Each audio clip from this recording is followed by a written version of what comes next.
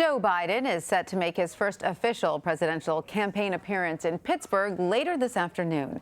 The former vice president has already picked up several endorsements from Democratic lawmakers, and today he picked up support from the International Association of Firefighters. It is one of the largest trade unions in the country. Biden is the 21st candidate to join the 2020 race. Most of the other hopefuls have been on the campaign trail for several weeks and months now.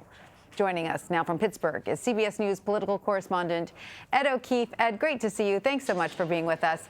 Let's begin with that endorsement from the firefighters union, which applauds Biden's record of working with middle and working class Americans.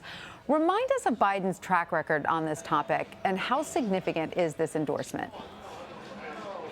Well, in the 21 candidate field, this is somebody certainly with a sterling reputation among labor union leaders and labor union members. It is no surprise that this specific labor union would endorse Biden this year at this moment, because they have made clear, really since chatter about this entire cycle began, that were he to run, they would endorse the former vice president. They held a rally in March, their annual meeting in Washington, where Biden appeared, and they handed out placards saying, "Run, Joe, run," some of which we'll see again today, making it clear then that if he even wanted to introduce himself as an actual candidate that day, they'd be happy to have it.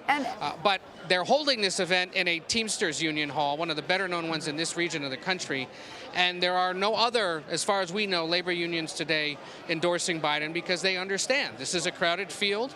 There is the possibility that Biden doesn't prevail, and frankly, some of them feel that they need to hold out to hear the other candidates speak specifically about issues that they'd like to see all of them be stronger on. And so what is it precisely in his record that has the firefighters union so fired up? What has he done for them in the past?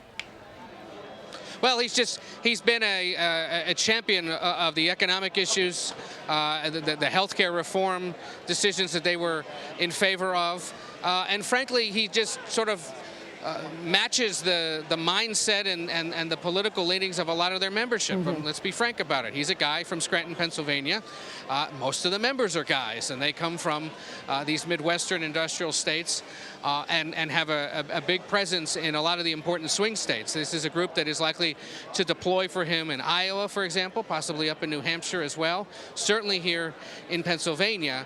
And those are three states the Democrats need to win and want to win. Absolutely. But labor unions aren't the only ticket to winning the Democratic nomination. Biden understands, his team understands they're going to have to do more than this. But this is a good, easy way to start with a group that's willing to support him on day one. And this endorsement certainly got under the skin of President Trump, because he has fired off several tweets aimed at Biden today. He wrote, quote, "The dues-sucking firefighters leadership will always support Democrats, even though the membership wants me. Some things never change." So, Ed, what do you make of the president's attacks here? Well, let's fact check that with folks that are waiting outside in the crowd here. I asked that question of them. They are rank and file union members. Two guys I talked to have been members of their union for more than 40 years. And I said, the president says guys like you, the rank and file types, are with him, while the union bosses are with Joe Biden. Is that true? And they kind of just chuckled and said, absolutely not. Joe Biden has been far better to us through the years than this president, the president who had promised things to steel workers, to coal mine workers, to auto workers in Ohio, and in each case has not yet delivered. And they also said, and I think this is something we're going to pick up on a lot, especially at Biden events, is they both said they're exhausted, frankly, by the behavior, by the words, by the tweeting of the president, and they're eager to see Washington move on from that and get back to a more productive, less hostile time. So let's see if Biden himself actually brings this up in his remarks. But he tweeted back at Trump in response shortly after that last tweet, sort of saying he's sick and tired of the president attacking labor unions. It's one thing to tweet that. It'll be quite another if he actually says it with his own words, not only at this event, but throughout the coming week. Absolutely. And Ed, today's event is obviously in Pittsburgh, where there was a deadly shooting at a synagogue 6 months ago. There was, as you know, a synagogue shooting this weekend over in San Diego, sadly. Biden has made it a point to condemn hate in his campaign launch video.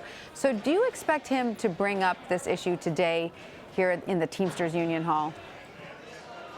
Unclear if he plans to, but it certainly would be a lost opportunity, wouldn't it? Because it did just take place a few minutes from here. And it's clearly on the minds of people, given that a far deadlier attack happened here, whereas the one over the weekend, just as unfortunate and uncalled for, occurred in California. So you would think. But, you know, frankly, as I think some of the vice president's aides would tell you, some supporters here in the audience would tell you, there are a lot of things you could talk about when it comes to the president that they don't like. We'll just see which direction he plans to take. Officially, this is billed as an event designed to talk about how a Biden presidency would help restore the middle class. It's a cliche term used by all sorts of candidates. We'll see how specific Biden gets about it. But undoubtedly, there are certainly some other ways that he could go as well.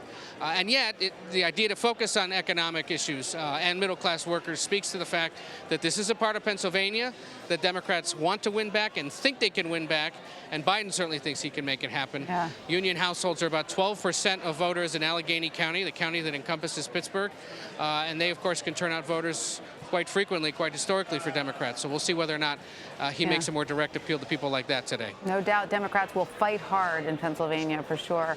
All right, Ed O'Keefe, thank you. We're going to be checking in with you a little bit later. Thanks so much for that.